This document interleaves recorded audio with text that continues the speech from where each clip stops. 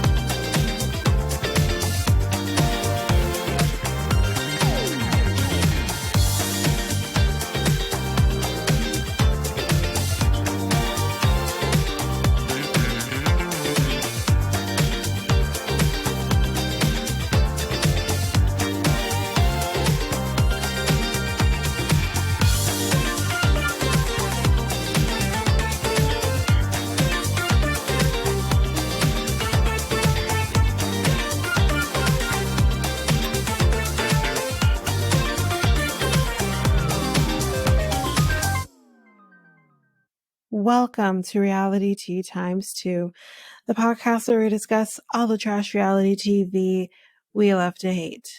I'm Tanika, and today we are going to be discussing The Other Way. So, we don't have any hot goss to talk about, and we don't have any memes really to talk about either, but there will be one meme that will be posted to the socials. But other than that, we're going to jump into the reason that we are here. The Other Way, Season 5, Episode 9, Sarper and the City. Lord. So, it's a great segue into Shekinah and Sarper. So she will be moving in a few days to Turkey, but before that, she has to have a very serious conversation with a man named Berto, I'm guessing Roberto, who is her ex-boyfriend and the father of her daughter. So she met him when she was 23 years old, and they had their daughter together. He's 27 years her senior. And they broke up when this not long after her daughter was born. It tells us that he currently lives in Costa Rica, where he has a hotel that he owns, which we do find out later on that he actually sold the hotel. So anyway, she tells him, Berto, about Sarper. So I'm not even sure if he had any details about this guy before.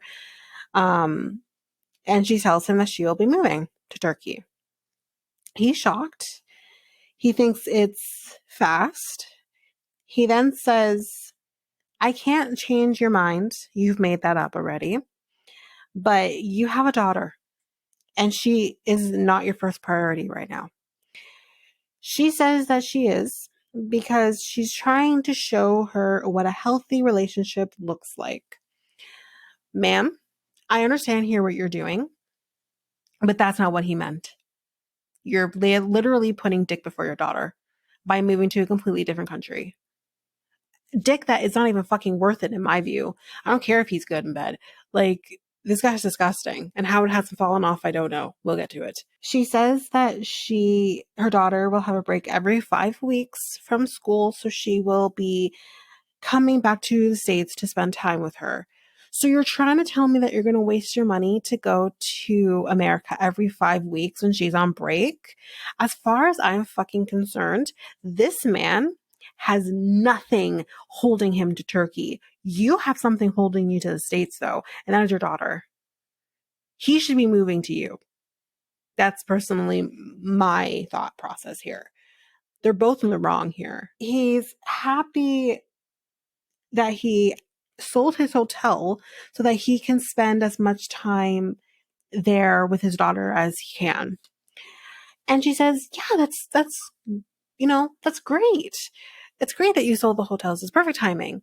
Because then she says in the moment that she feels like this is a double standard, because he was able to take off to Costa Rica, and not be around as much as he needed to be. Now, listen, I don't agree with that either.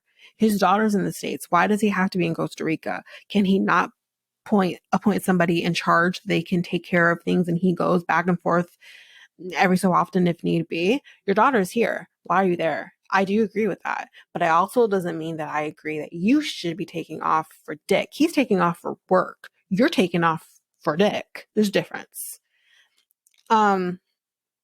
So I do have a problem with both of their parenting styles. But anyways, I'm not her daughter's parent, so I'm just gonna have my opinion and that's it. So now we are in Turkey with Sarper. We see him doing a photo shoot, and we see kitties. I don't know. Like at first I saw the kitties. I'm like, where are we? Of course we're in Turkey. So he says he's been modeling for a year. He likes to expose his body, he says. He's obsessed with his body, he says. He was also an exotic dancer for 7 years. His parents weren't happy about that, so he quit. So then he became a personal trainer instead.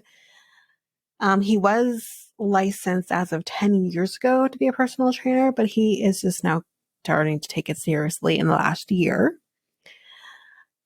Then his friend shows up and he tells his friend that she's going to be coming to Turkey. He says, what attracted him to her was that her name, it was unique. And her pictures, they were also different. She looks like Darcy. They're not that different. Especially in LA standards, that's not different. Anyway, he just thought it would be like a one night stand type situation. After the first night, she wanted to see him the next night. And he remembers it so vividly.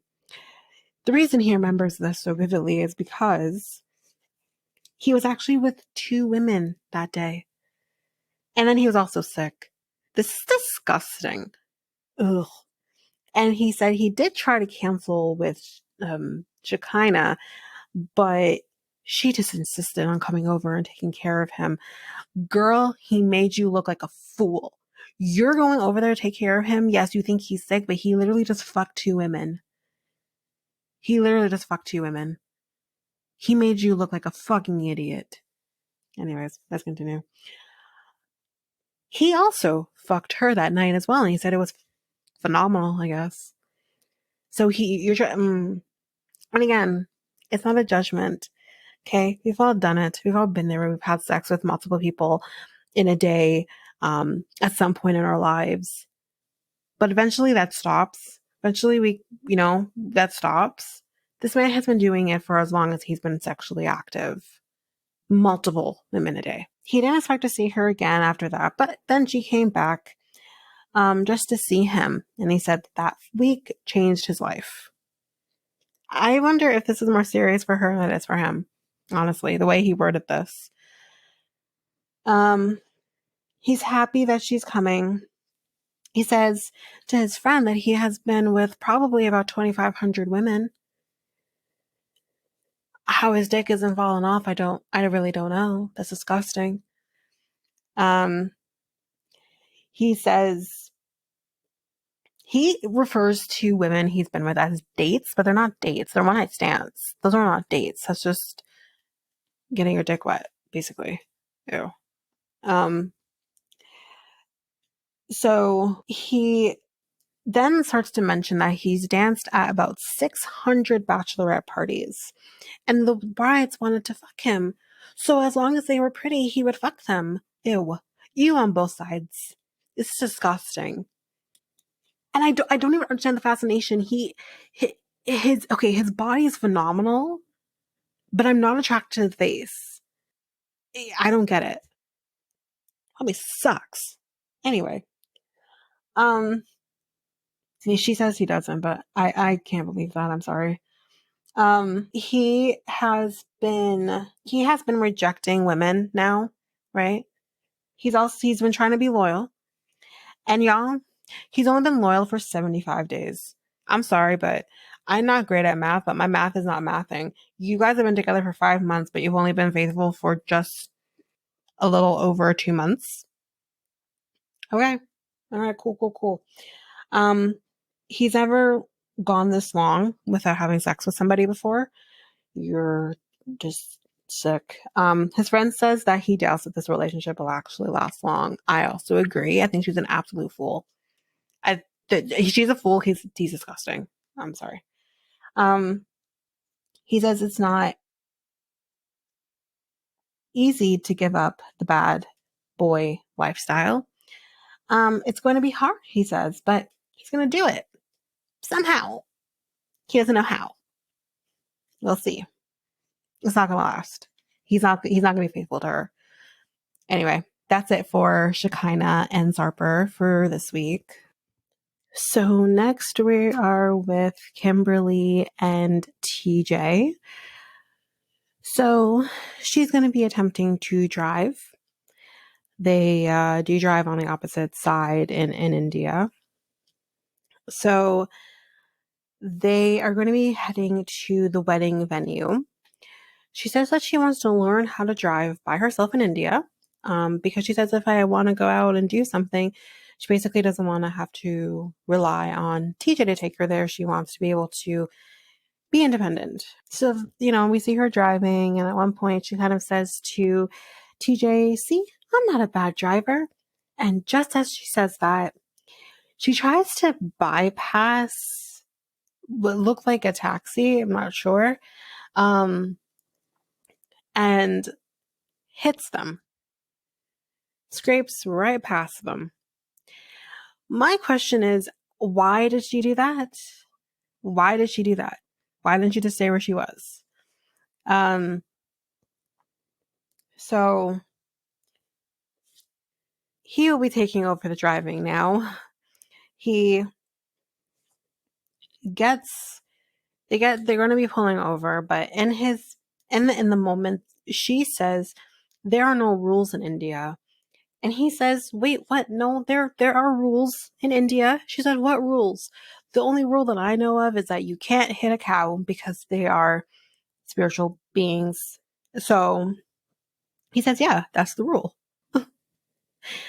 So he gets out of the car. He's going to be going over to the driver's side.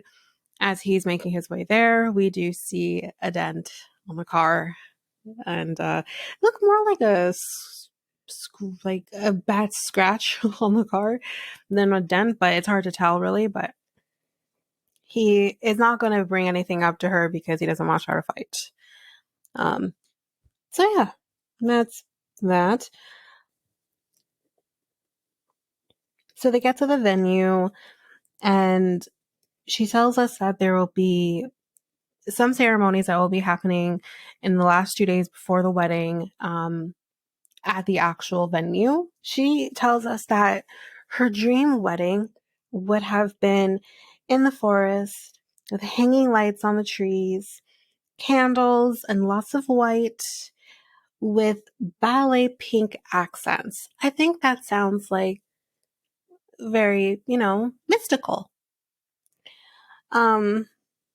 But she seems happy with what's happening here at this venue. She has no issues with the pink, obviously. She just doesn't want hot pink. They seem to be in agreement with this, so that's good. She says she feels a lot better, but he is worried because she likes to have perfection, and they show the scene with the baseboard situation in the apartment when she got there the first day. So he's worried that she will find something that she doesn't like on the day of the actual wedding and, ruin the day. In the next scene we have with he comes upstairs. I don't know if he's already up there, but he comes upstairs and he says, let's go downstairs. Let's have a conversation with Yash and my parents. Let's settle things. So apparently Yash has been telling his parents that that he feels that TJ has been taking Kimberly's side of what's been going on. And he says, I haven't really been taking a side. I just want peace. Well, he's been taking a side. He's been taking Kimberly's side. So even though he may not necessarily be taking a side, or he says he's not taking a side, it does come across as that's what he's doing. That's what he should be doing. But the fact that his family and Yash feel like he should not be taking Kimberly's side is absolutely ridiculous. And that's why he's single. And mom and dad don't sleep in the same bedroom anymore. So they go downstairs, and she does walk in the room, and the first thing she says to them is namaste. They say nothing back to her. So we're already going in on an issue here. They can't even acknowledge her coming into the room. His mom then starts saying, why is she dressed this way? She shouldn't be dressed this way. She should have more manners. She'd be respecting her elders. Her father-in-law's in the room. She's trying to tell me her father-in-law can't control himself. We'll get to it, but here's what I'll say about it. If there was an issue with what she's wearing, TJ should have told her first and foremost. But with that being said, it's not even so much about the culture thing, because I don't like how they're addressing the situation, but I wouldn't walk into my, parent-in-law's home and with cut up jeans, or a short skirt or short dress or whatever. You need to present yourself in such a way. And it is not so much to not be comfortable, but no one's saying you can't wear jeans, but why does it have to be jeans? Even if they were like cut up jeans, that is still, nice and not so much in your face. This is not the case here. Practically the jeans are no longer like jeans. Let's be very real. That's my perspective. I wouldn't dress like that in front of any man's parents. It's just a respect thing. But how his parents, his mother and Yash is acting in the moment, it's like, this is not the biggest problem that we need to be dealing with.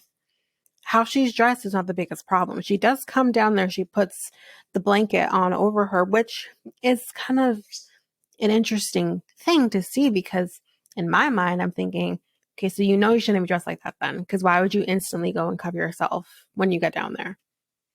So this. But she's now covered. So can we deal with the situation at hand, which is this argument between her and Yash, not the fact that she's wearing something that maybe you don't agree with. We do kind of find out here from TJ that she has dressed like this before. So he says, what's the problem now? Well, the problem is that they're mad at her because of something your brother said. That's what the problem is. They're starting an argument over something that doesn't need to be argued about. So he's like, can we end this? Can we move on to something else? It doesn't appear so, though, because they keep going about her clothing. They say then that, she was acting obnoxious when Yash took her to the store. Well, how do you know this? Because they're getting a one-sided thing here from what happened on that day. He was not acting right. I'm not saying she was either, but she was defending herself. And, that's what it comes down to. He was acting nowhere near as better as she was. He is not innocent in this, but guaranteed he has told his parents that he spun it in such a way where he's making himself look innocent, which is then why his parents are having an issue that he is taking Kimberly's side. So they then say, or his mom says, his mom is the one that's really talking the most here. She says that her saying like, don't touch me. And they say, if she makes like these baseless accusations, they could go straight to jail. Okay. I think there's a problem here. Okay. She wasn't saying in such a way of like, don't touch me, because he is coming on to her and that is something she doesn't want to deal with. That's not what happened. Right. And I'm sure he spun it to make it seem that way, because I don't trust this guy. But at the end of the day, he touched her in such a way because he's trying to end this argument. Although now is not the time to put your hands on anybody, especially in an argument. She had asked you nicely. She didn't yell. Can I point this out? I think the problem is that I don't know if the mom thinks she yelled it, but that's not what happened. She very calmly said, please don't touch me. She is allowed to say to a person, please don't touch me, if she doesn't want to be touched. The fact that you think that that is a baseless accusation shows the problem in the country. Sorry, I'm going to put it out there. I know what she's saying. I understand what she's trying to say here, but that's not what happened here. She wasn't saying that he was, being inappropriate with her. That was never what happened. But the problem is I don't trust him. I think that is how he spun it. And she wanted to sit here and say we treated her like a daughter. Well, then you're not listening to her side of the story. You haven't talked to her. You haven't tried to talk to her to find out what happened. You're just taking his side instantly without asking what happened. I had a huge problem here with this whole situation. At the end of the day, a woman is allowed to say to anyone, don't touch me, and it be respected. That if all things that happen in that conversation, that's one thing that should not continuously be carried over. Yash says in this moment that TJ doesn't get it. TJ loses his mind and says, you shut your mouth. And y'all, the sideways glance that Yash gives him actually gave me life. Because it was that look of, the fuck's your problem kind of look. Like, I could care less what you have to say here kind of look. Mom says, why are you dragging him into this? And TJ, like the rest of us, says he's the one interfering, not me. That's true. In this moment, Kim gets up and she leaves. Yash says it's better that she gets out of here anyway. Kind of, TJ tells him to be careful. The mom says, do you always want to fight? Ma'am? Who started this argument? Your son or you? You can't sit here and say, oh, because if it wasn't about the pants, it would have been something else that you would have had a fight about. And yeah, he came down there with the intention of trying to settle things with the family and Kimberly. You went into this to start arguing about her fucking pants. Pick your battles. The battle at hand right now is not what she's wearing, but what happened. So don't sit here and act holier than thou and say, all you don't want to do is fight, but you started the fight. Kimberly didn't say a word except for namaste. She didn't say anything else. Are you kidding me? He says, I came down to like talk. You're being obnoxious. And we kind of are with Kim. She's sitting on the stairs and she says that this is what she was worried about. She didn't want to be yelled at or about in a language that she doesn't understand. Yash says that he is, or she is, I don't even know now, is abusing everyone. No, I think that's you, Yash. I think you're confused. You're twisting and turning and manipulating, so that's kind of you. Kim says that she will not live in a toxic environment. She has had to do this before with her parents. She will not do it again. And we kind of hear Yash yelling that, oh, she's walking around naked. What? You're clearly single, sir, because if you think that's naked, my God. TJ says that you're ruining my life just because of her pants. And TJ says, you know what? Call off the wedding then. Like, this is ridiculous. Call it off. But he knows that won't happen because it'll make them look, it will embarrass them if they do. Then he throws something at them. I don't even know. He kind of more aimed it at Yash, but he definitely was throwing it at the mom too. Dad then starts piping in a little bit because he's frustrated. Like, don't do that. Mom says, don't say anything. That's the most we got out of him. And yeah, he walks out. And mom says, this is chaos. Kind of clearly saying like she's brought chaos. So yeah, that is it for TJ and Kimberly for this week. Do you want to spice up your love life? Well, you can make that happen by going to Love Shop, where you can get sorts of different things, whether it's for both you and your partner or just for yourself. For solo play, you can get things, all types of vibrators, maybe more kinky type toys, or you can just buy what every person may need, like lingerie or protection, or even just something to make it a little more fun, like games or novelty things. You can do all of this by going to Love Shop, and you can use our unique coupon code REALITYT2 to get 10% on anything your hearts desire.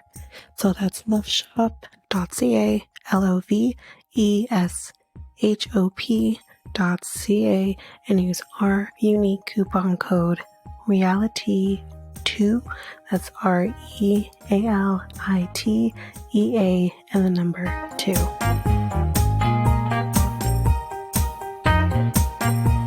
So next we're with Julio and Kirsten. This is also very short. Not much here to talk about.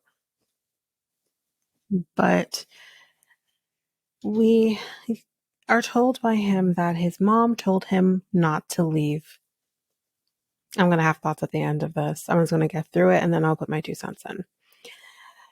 He says that she told him that his brothers need him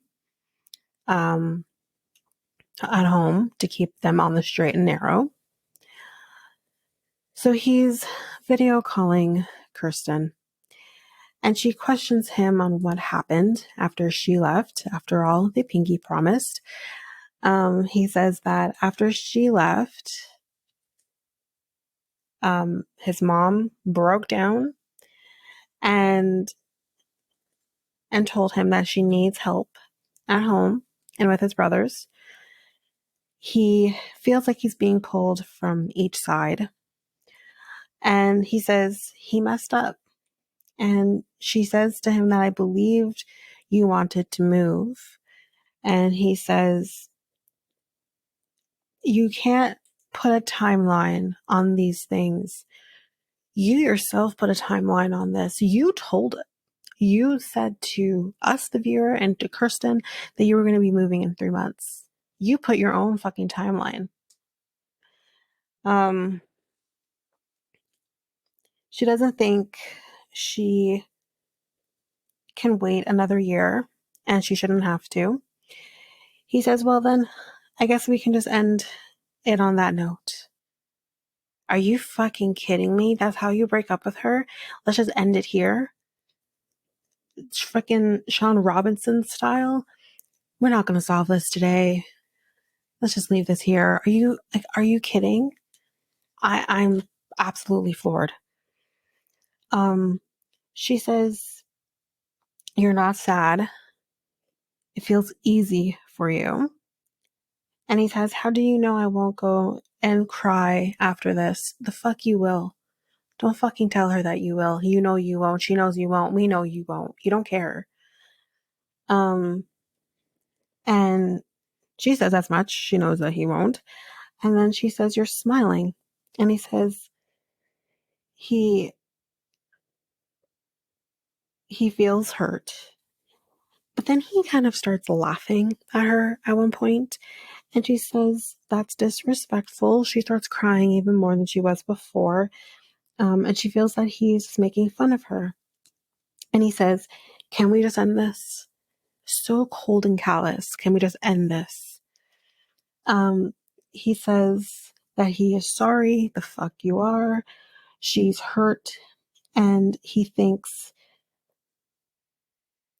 that they should just break up at this point. She says, so we won't talk again after this? Why would you want to talk to him after this? At this point, you're just holding on. And he says that he loves her, but that they have been living in a fantasy world for most of the relationship. And that's basically where it ends with them. So here's my thing. I have so many different points I want to talk about here. Number 1, the mother. How selfish of you to not allow your son to live his life. If he does not want to live in the States permanently, you should be respecting his decision on that. I understand for so many years it was just you and him, but You are supposed to be living for him, not the other way around. And it's just, I find that so deplorable on her part. I do understand that she was completely blindsided and that is on him, but you still have time to let this process and sink in. So do the work that you need to do to allow it to do that and then move on. Don't do this to him. That's so selfish of her to expect that of him. And then to say, oh, your brothers need you. What is his older, but the youngest, the one after him is old enough to be taking care of himself. And at this point, you should know right from wrong. So I'm confused. Why does he need to now be his brother's keeper? His brother's keeper.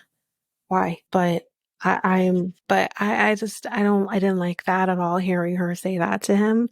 It's not fair. You made your choice to move to the States. I don't know what family situation you had, but you made that choice. Did anyone hold you back? Probably not. Sorry if you can hear my bird in the background. But yeah, I don't get it. And then on the other hand, the callousness of him kind of saying, we, we should break up. That is supposed to show he never cared for her, really and truly. That should not be an easy decision to be making. And yet he made it so easily. Like, he's been thinking about this. He's been looking for a way out, and here it is. And then on the other hand, when he says at the end that they've been living in a fantasy world all of their relationship, whose fault is that? Of course you've been living in a fantasy world because you never told anyone in your life besides your friend that you are in this relationship. So yes, you've been living in a fantasy world, and that's your fault. No one told you to not tell your family, because maybe then it would have become a little more real for everybody involved. And then on the other hand too, with her, I feel for her. I wouldn't have even continued the conversation with him after the point where he said, let's just leave this here, basically. I would have said, you know what? Fuck you. I wouldn't have even let him see my tears. It would have been over and done with. And it would have been done. I wouldn't have bothered any further. But I guess that's the end of Kirsten and Julio for this season, because I'm like, where do we go from here? And then this is the other thing that I have an issue with on when it comes to Matt Sharp Productions. This is not the other way. This is, I don't know what this is, but this is not the other way, because he never actually goes the other way. If anything, it's more 90 Day OG because she came here. So why are they even on this show to begin with? But yeah, that's it for Julio and Kirsten for this week. So our last couple, Brandon and Mary. Okay, I'm gonna do it. So they're going to be seeing her old house, the one that got hit with the typhoon. Her brother actually started fixing the home. We actually see some pictures from the damage from the typhoon. Then Brandon says that all the money he had is pretty much gone. Because again, he mentions that he sent a lot of the money over to help with building the house. So he doesn't have much left. He says that they have what is about 17,000 Philippine pesos, which equals 306 US dollars. Not a lot. She says that, she can make some necklaces and sell them, but it won't be a whole lot. He said he would help with that. And he says, we kind of need to figure this out a lot quicker than selling some necklaces. And he says, do you think we could ask your grandfather for like a loan? And then cue the just weird response from Mary, the reaction. Because she says they cannot do that. And he does ask why. And I honestly, at this point, when she says they can't do that, I would have left it at that. I would have said, you know what? Okay, cool. Don't question me when I say we're not asking and it's not going to happen. It should have ended there, but it didn't. But anyway, he asks why. And she says like he doesn't have a lot of money. And don't depend on my grandparents because they have their own problems. And then she just starts crying. Okay, this is when I said cue the weird response here and saying that she doesn't want to ask for more because he already has sacrificed so much for her and I guess her brother as well. She starts kind of like hyperventilating again. We're seeing what happened before happening again at this point. She really is taking this too far. I say this, Brandon says this, everyone watching the show says this. She's just taking this too far. She's crying. She just won't stop. And she's doing the hyperventilating thing that she was doing before. Basically, she's having a panic attack. I just don't know why she's having a panic attack. I really don't.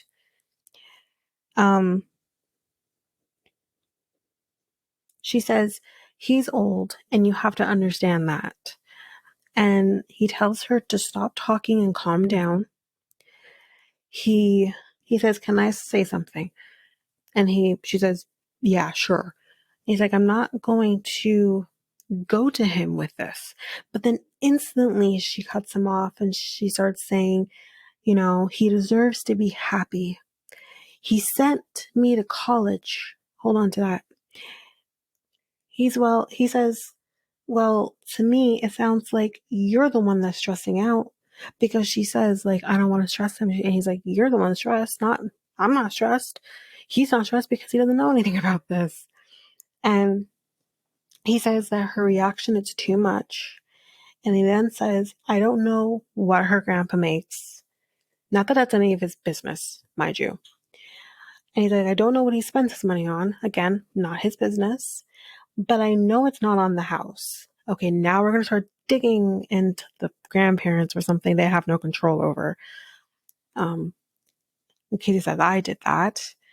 He says, he's like, I can talk now. And then he says, he didn't pay for your college. You had a scholarship. That's right. That's what we were told by her, if anything. Not even by him. We were told that by her, that she went to school on a scholarship. And she interrupts him again. And she says, I meant for food. And he's like, I'm not talking about food. I'm talking about money. He didn't pay for you to go to college. And he's not wrong. And then she says, in the States, you don't struggle like us. Now, before I even get into this, I'm gonna talk about this first. Do I understand that Mary doesn't want to burden her grandparents with anything having to do with the bills in the home? I get that, but they are living in the home.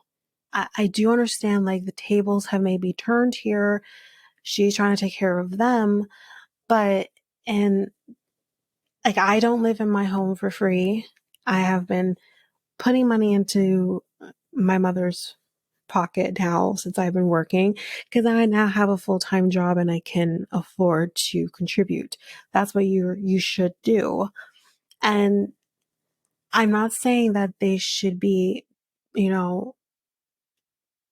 they should pay for everything in the home. That's not what I'm saying at all. But they should be willing to contribute. No one, I'm sorry, should be having to live for free. I am not, again, not saying that it needs to be a constant on her grandparents' part to help within the home, but they should help to some degree, whatever that degree may be. If he's struggling, if they need to carry the weight for a bit until he gets his shit figured out and is able to contribute more on a permanent basis and more, most of his money going to the bills or whatever, or Mary's and his money going towards the bills. I don't see the problem in that. Maybe that's me. I'm different because I kind again come from a household where you help out, you contribute, you don't live for free. But again, every situation is different. So I just wanted to address that. But now this, when she talks about, US doesn't struggle like they do in the Philippines. Yes, it's a struggle different 100%. The struggle is very different in every country. But this pisses me off because I've seen this in my own relationships where I've seen people, like example, my ex kind of say, oh, life is hard here in Jamaica. And there's no doubt life is hard in Jamaica. Getting and maintaining and keeping a job is very difficult in Jamaica. That's just the basics. 9 times out of 10, people are crammed into a home because they can't afford to live in a home by themselves. So that's just basic thing. But it's not to say that we don't struggle here too. We just may struggle differently.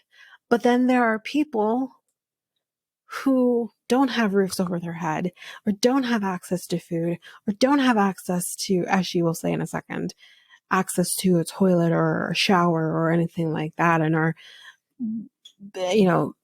we have homeless here too. We have people here who struggle, who have to decide, do I pay my light bill or my electricity bill, or do I put food on the table?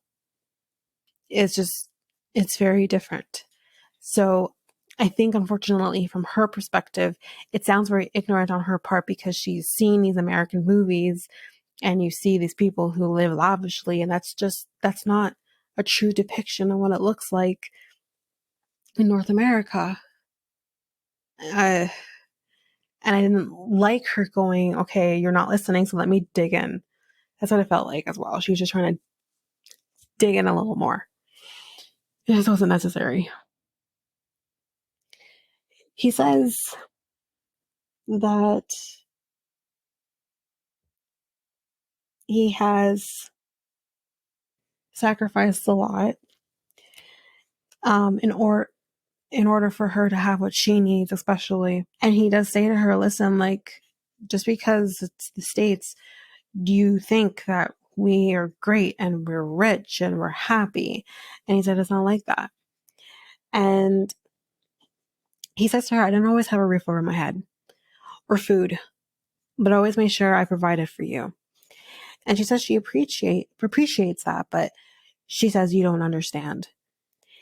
And in the moment, she says that, I know he suffered, but the States, they have government help like food stamps. But in her country, there are people who don't have a roof over their head, or something to cook with, or a toilet to use. And she does say that people will use the river as their bathroom. And she says that he didn't experience the real struggle that people in her country have. So again, this shows her ignorance here. There are also people in the States and Canada, and I'm sure in Mexico, that do not have a roof over their head, are not even qualified for food stamps. We don't have food stamps in Canada. We don't have that benefit here, but they don't have food. They're not even qualified to have food, because in order for you to have food stamps, you need to provide an address. And if you don't have an address because you're homeless, you don't get food stamps. You have to rely on other places that have limited amount of food. And if you're not there when you need to be there, you miss out.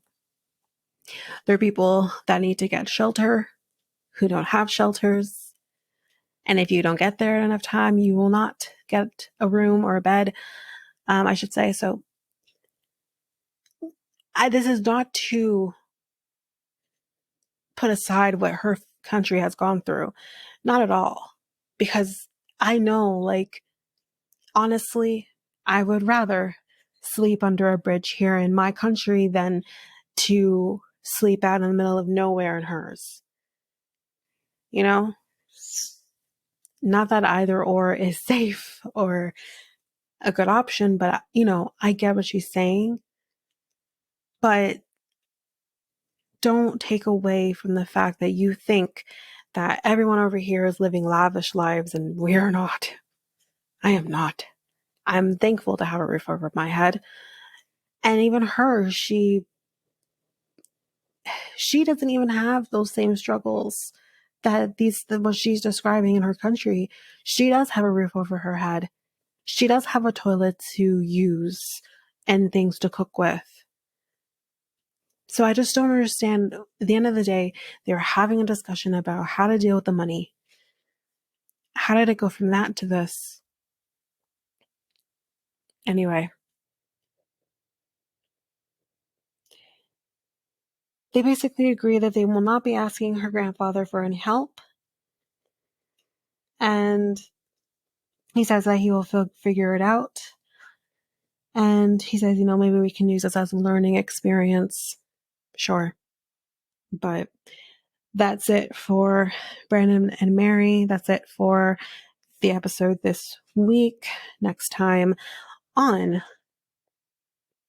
we're at a gay bar with Armando and Kenny. Wayne needs to tell Holly some stuff. He needs to come clean. Shekinah's leaving for Turkey. Her daughter is leaving for boarding school. Johan decides that he wants to wait and try naturally for a baby for maybe another 4 to 5 months. Sir, are you crazy? Are you? If it hasn't happened in the last year and a half, it makes me think it's going to happen in the next 4 or 5 months. Think of it this way. That's another 4 or 5 cycles for you to try. All you're doing is wasting your time and Danielle's. I don't care about Danielle's time, but still, you know what I mean. Kim decides that she cannot physically stay in that home anymore, and we see her leaving. I don't know if it's just her or if TJ goes with her, but yeah, that's basically it for this week's episode. So if you like what you heard, please follow Reality Tea ×2 on any of your favorite podcast apps so that you don't miss a single episode. Please make sure you also share the podcast with everyone in your life. You can also rate and review us on either Spotify or Apple Podcasts. If you are an avid YouTube user, you can listen to us on YouTube at Reality Tea ×2. If you want to connect with us, you can do so by following us on either Facebook, Instagram, or Threads at Reality Tea ×2. You can also email us at realitytea2@hotmail.com. We have a website where you can listen to all of these episodes, as well as get links to our Facebook, Instagram, and YouTube pages, and that is at realitytea2.aludu.com.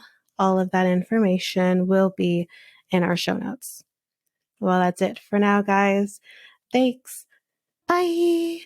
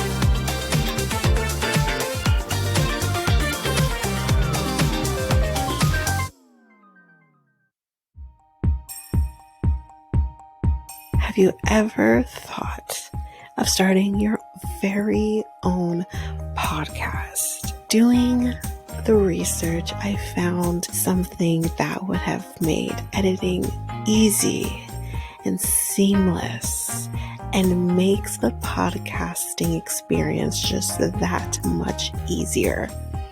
And I am talking about Ludo. This is a podcast software that I use for our editing of our episodes. It is amazing. It is easy. You're also able to get help from doing chats and getting the information that maybe you just need a little more help with. They also have access to different articles that can also help you that have been just godsends for me. Also with Ludo, you can create clips. You can do your ads, just like this very one I'm doing right now. And you can create your trailer very seamlessly just by the clicks of buttons. You can also use Ludo to publish your episodes just straight from the software. It's so easy. I highly recommend it. You can get access to Ludo by using our unique link, which you can find on our show notes, just down there at the bottom at the show notes. And you can get access to an easy software